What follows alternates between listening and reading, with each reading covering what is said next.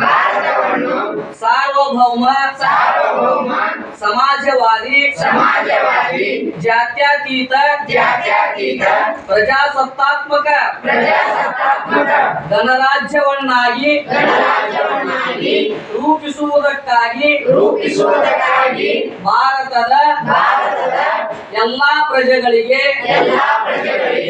ಸಾಮಾಜಿಕ ಆರ್ಥಿಕ ಮತ್ತು ರಾಜಕೀಯ ನ್ಯಾಯವನ್ನು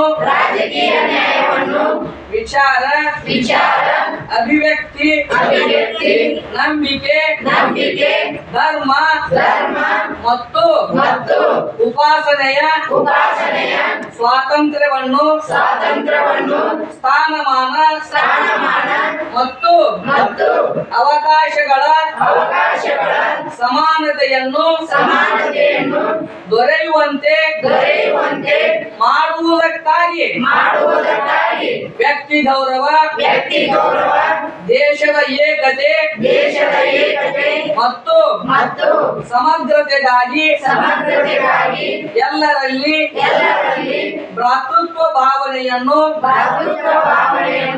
ಮೂಡಿಸುವುದಕ್ಕೆ ದೃಢ ಸಂಕಲ್ಪ ಮಾಡಿ ನಮ್ಮ ಸಂವಿಧಾನ ಸಭೆಯಲ್ಲಿ 1949 ಇಸ್ವಿ ನವೆಂಬರ್ ತಿಂಗಳದ 26ನೇ ದಿನದಂದು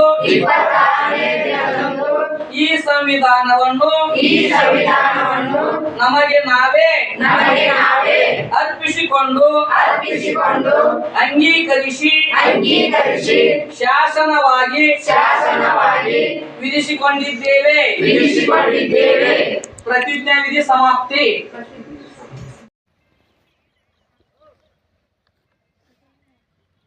ಭಾರತದ ಪ್ರಜೆಗಳಾದ ನಾವು ಭಾರತವನ್ನು ಸಾರ್ವಭೌಮ ಸಮಾಜವಾದಿ ಜಾತ್ಯತೀತ ಪ್ರಜಾಸತ್ತಾತ್ಮಕ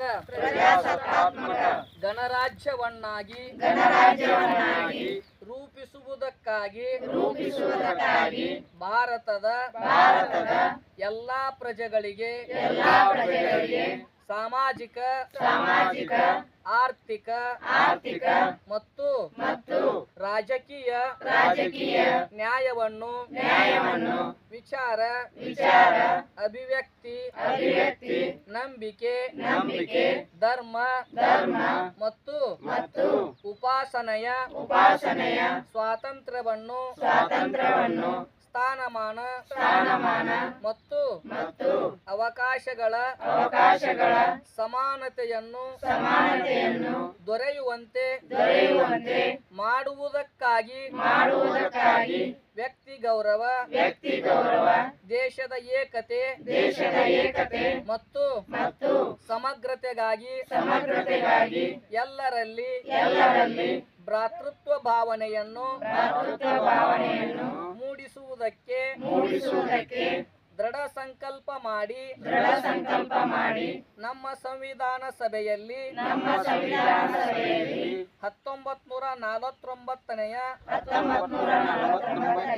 ಇಸ್ವಿಯ ನವೆಂಬರ್ ತಿಂಗಳಿನ 26ನೇ ದಿನದಂದು ಈ ಸಂವಿಧಾನವನ್ನು ನಮಗೆ ನಾವೇ ಅರ್ಪಿಸಿಕೊಂಡು ಅಂಗೀಕರಿಸಿ ಶಾಸನವಾಗಿ ವಿಧಿಸಿಕೊಂಡಿದ್ದೇವೆ ಅಂತ ಪ್ರತಿಜ್ಞಾ ವಿಧಿ ಮಾಡುತ್ತೇವೆ.